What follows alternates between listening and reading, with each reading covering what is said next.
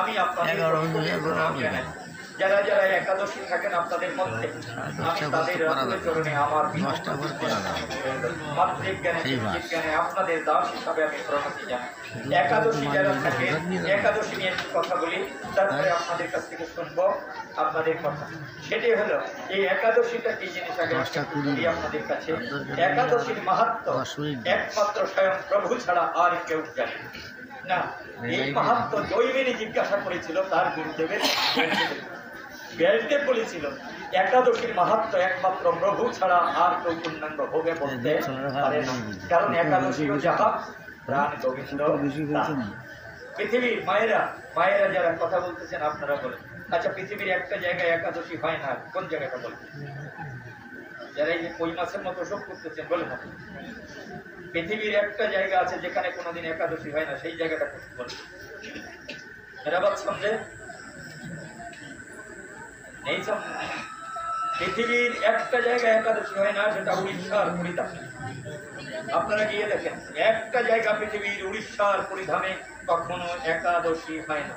ব্রহ্মাণ্ড পুরাণ পড়ে দেখেন, সেখানে কি বলেছেন? ব্রহ্মাণ্ড পুরাণে বলেছেন আপনার বর্ষানাং ভারত শ্রেষ্ঠ, বর্ষানাং ভারত শ্রেষ্ঠ, হ্যাঁ, দেশানাং উৎকল স্মৃত উৎকলস্য সমদেশা দেশানাস্তি মহিতলে। অর্থাৎ বর্ষানাং ভারত শ্রেষ্ঠ, বর্ষা মানে পৃথিবী, পৃথিবীর মধ্যে ভারত শ্রেষ্ঠ। বসে থাকেন, বলবো কেন ভারত শ্রেষ্ঠ। পৃথিবীর মধ্যে ভারত শ্রেষ্ঠ, ভারতের মধ্যে উৎকল, উৎকল মানে উড়িষ্যার আগের নাম ছিল উৎকল, উৎকল শ্রেষ্ঠ। কেন? কারণ স্বয়ং ভগবান নিজে আপনার সেখানে সুভদ্রা বলদেবকে নিয়ে এখনো বসে আছে। এই জন্য প্রভু যেখানে রয় সেখানে একাদশী নয়, 54 বার ভোগ হয় 24 ঘন্টায়। অপূর্ব ভগবান আছে, তার প্রমাণ যদি পেতে চান চলে যান উড়িষ্যায়, দেখবেন নিম কাষ্ঠ বেল কাষ্ঠ দিয়ে আপনার প্রসাদ রান্না হচ্ছে 7টা হাঁড়ি।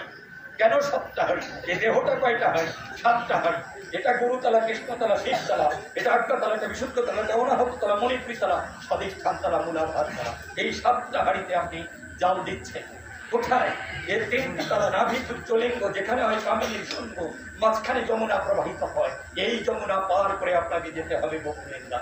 নিচের দিকে ডাকতেছে কামিনী কাঞ্চন, আয়না তুই আমার কাছে লুকিয়ে নেব তো সমস্ত ধন, কৃষ্ণ পূজার প্রসাদ খুঁজে পাবি না অনুক্ষণ। আর উপরের দিকে ডাকতেছে কৃষ্ণ ভগবান, আয়না তুই আমার কাছে দেখ না কত মহাশান্তি পাবার বাসনায় বসে আছি ভক্ত সঙ্গ পরিবার করে তোরই অপেক্ষায়। কোন দিকে যাবি বললেও বুঝব, কোন দিকে যাবি বললেও বুঝব। কাকে বলেছে? ধৃতরাষ্ট্রকে।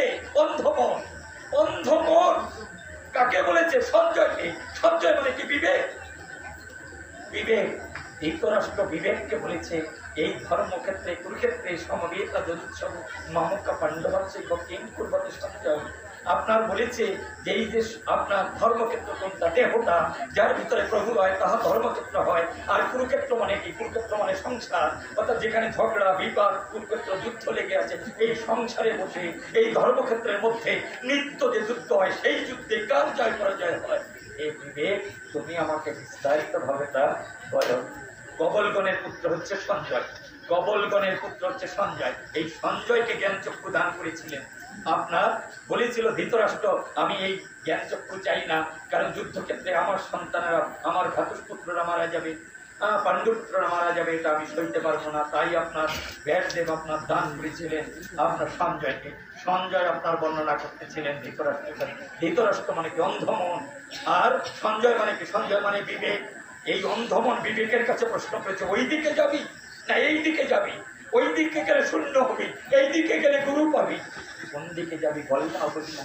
আপনার বসে আছে, আপনাদের কাছে বলি যারা শিক্ষিত মানুষ আছে, আপনার এই মস্তিষ্কে 4টে স্তরে ঢেউ হয়, বিটা, আলফা, থিটা, ডেল্টা। আমাদের 4টে স্তরে ঢেউ হয়। আপনার 13 থেকে 27 বার যাতে মিনিটে ঢেউ হয় তাকে বলে বিটা। এটা যদি কমিয়ে 8 থেকে 12 বার আনা যায় তাকে বলে আপনার আলফা। আরো কমিয়ে যদি আবার আপনার 4 থেকে 7-8 বারে আনা যায় তাকে বলে থিটা। আরো কমিয়ে যদি একবার একসাথে 1 থেকে 3 বারে আনা যায় তাকে বলে ডেল্টা। আর মস্তিষ্কে যদি ঢেউ না বয় তাকে নির্বিকল্প সমাধি করে। ভালো করে শুনে, সাধন ভজন কত সোজা হলে ভালো লাগে, আপনাদের পয়লা বাজার থেকে কিনে নিয়ে আসা যাবে। আপনার এই মস্তিষ্কে যখন আর ঢেউ না বয় তখন তাকে নির্বিকল্প সমাধি হয়। সমাধি হয় 2 প্রকারের। দুই প্রকারের, একটা সবিকল্প সমাধি, একটা নির্বিকল্প সমাধি।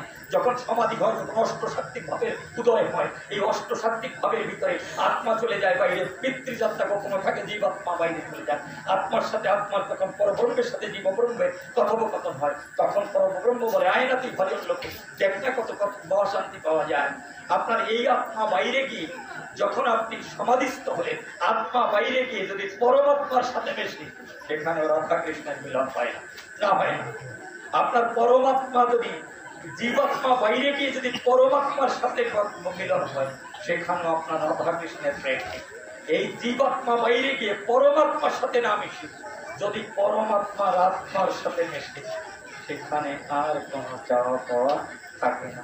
এই মিলনকে রাধা কৃষ্ণের মিলন বলে। আমি আপনাদের কাছে সেটা কি করে বুঝবেন? দেখবেন ভাগবত বলেছে, ভাগবত আবার একদিন আসলে আপনাদের সেদিন বলবো। ভাগবত বলেছে, স্থিতিশীল প্রাজ্ঞ ব্যক্তি ছাড়া কৃষ্ণ ভজন করতে পারে না। স্থিতিশীল প্রাজ্ঞ মানে